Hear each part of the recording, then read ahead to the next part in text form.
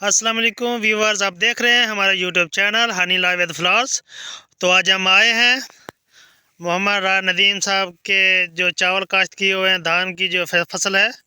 आज हम इसका तज्ज़िया करेंगे और इसका सर्वे करने आएंगे और इंटरव्यू भी करेंगे राय मोहम्मद नदीम से कि उन्होंने चावल का जो है फसल वो कैसे उन्होंने काश्त की, कौन सी वैरायटी लगाई और कितने पानी इसको लगाए और इसमें कौन सी फर्टिलाइज़र का यूज़ किया और कौन से जो स्प्रे उन्होंने इस पे किए, फफूंदी जो है, कुछ जो जहर है अद्वियात उन्होंने स्प्रे किए।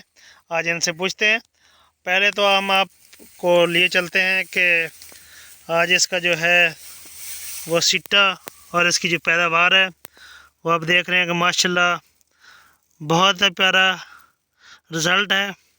और तकरीबन जो इस पे जो बीमारी है वो बहुत ही कम है जी। तो आप देख रहे हैं कि इस खेत के जो धान हैं उनका कलर और है, और जो आप वो सामने देख रहे हैं वो जो आपको नज़र आ रहा है एरिया, उसका रंग और जर्द हो चुका है, पक चुके हैं वो। तो आज हम इंटरव्यू करते हैं राय नदीम से कि इसमें क्या फ़र्क है जी। तो राय नदीम साहब बताएं।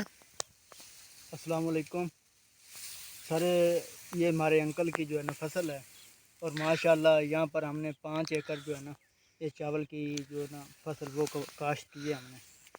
तो अल्हम्दुलिल्लाह हमने 2 एकड़ जो है ना वो काश्त कर ली है और माशाल्लाह वो 2 एकड़ जो है ना हमारी वो तकरीबन 8 लाख रुपए की होगी। ये थोड़े से बाद में हमने लगाए थे, ये 15-20 दिन पहले के हैं और ये 15-20 दिन हमने बाद में लगाए थे, इसलिए इनका जो कलर है अभी ग्रीन है और उसका जो है ना जर्द हो चुका है। पहले ये हम जो है ना काटेंगे इंशाल्लाह। और अल्हम्दुलिल्लाह पिछली दफ़ा जो है ना इस पर जवाल था